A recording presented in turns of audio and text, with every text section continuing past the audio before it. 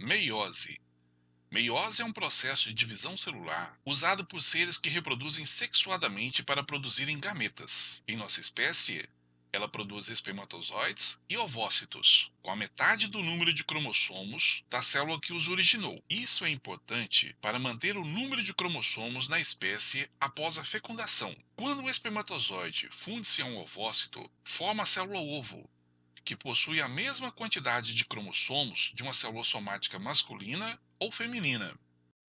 As células humanas possuem 23 pares de cromossomos. Olha aqui, ó. Par 1, 2, o 3, o 4, o 5. E cada par abriga os mesmos genes para uma determinada característica. Correto? Um cromossomo pode chegar a ter mais de 1000 genes em um cromossomo. E aqui nós temos o par de cromossomos sexuais, ó, o X e o outro X. Então, o cariótipo o quê? Feminino. Já aqui nós temos um X e um Y. Então, esse é o cariótipo masculino, do homem, não é? Então, 2N igual a 46 cromossomos. Se fosse N, seria o quê? 46 dividido por 2, seria 23 cromossomos, que são encontrados onde? São encontrados nas células gaméticas, espermatozoides e ovócitos, que quando fundem, produz a célula ovo, que tem o quê? 46 cromossomos. Correto? É isso que vamos estudar agora. Então vamos lá. O gráfico da imagem mostra a quantidade de DNA e cromossomos de uma célula em diferentes fases de sua vida, desde a intéfase até o final da telófase 2. As figuras representam uma célula 2N, onde N é igual a 2 cromossomos. Então, a célula possui 4 cromossomos no período G1 da intéfase, mas logo ela duplica seu material genético e entra em divisão celular. No período S da intéfase, ocorre a duplicação do DNA. No período G2, a célula termina de produzir substâncias necessárias ao processo de divisão celular. No caso da meiose, a célula irá passar por duas divisões. A primeira, que é reducional, reduz a quantidade de cromossomos, e a segunda, que é equacional, divide os cromossomos por igual entre as 4 células filhas que são formadas. Nesse caso, foram produzidas 4 células haploides, N, onde N é igual a 2 cromossomos. Agora vamos explicar detalhadamente cada etapa da meiose. Acompanhe com a professora Norma. Antes da célula se dividir, ela passa por um período de preparação, onde ocorre síntese de RNA, proteínas, duplicação do DNA e dos centríolos, além de acúmulo de energia, que será usada no processo de divisão celular. A meiose é um processo de divisão celular contínuo, que por razões didáticas é dividida em duas etapas, meiose 1 e meiose 2.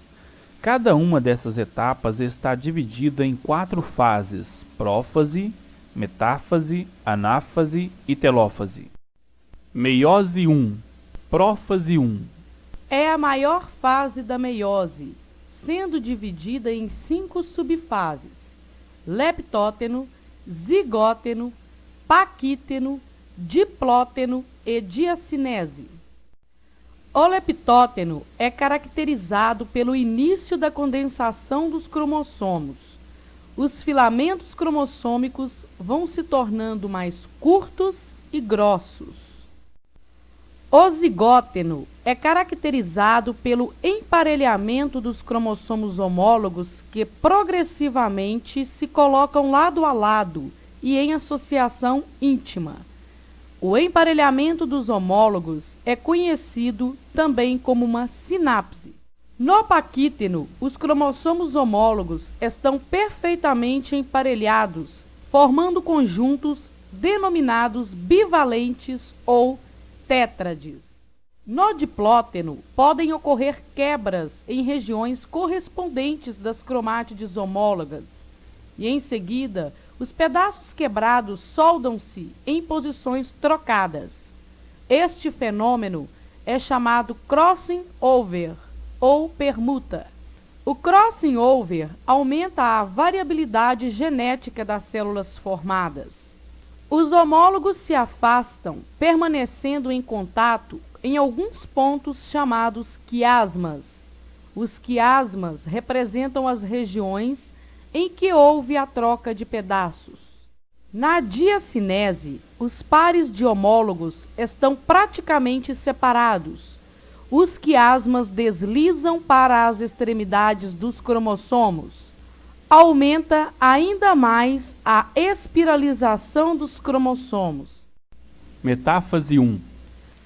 A membrana nuclear desaparece. As fibras do fuso já estão formadas desde a prófase 1. Os pares de cromossomos homólogos se organizam no plano equatorial da célula. Os centrômeros dos cromossomos homólogos se ligam às fibras que emergem dos centríolos opostos. Assim, cada componente do par deslizará em direções opostas. Anáfase 1. Não ocorre divisão dos centrômeros. Cada componente do par de homólogos migra em direção a um dos polos. Telófase 1. O fuso desaparece, surgem duas cariotecas. Os cromossomos se desespiralizam e o citoplasma sofre divisão, originando duas células. Meiose 2. Prófase 2. É uma prófase semelhante à da mitose, muito mais rápida do que a prófase 1. Os centríolos se duplicam e o fuso é formado em cada uma das células filhas. Metáfase 2. As cariotecas e os nucléolos desaparecem. Os cromossomos vão se espiralizando e se dispõem na placa equatorial, ligando as fibras do fuso.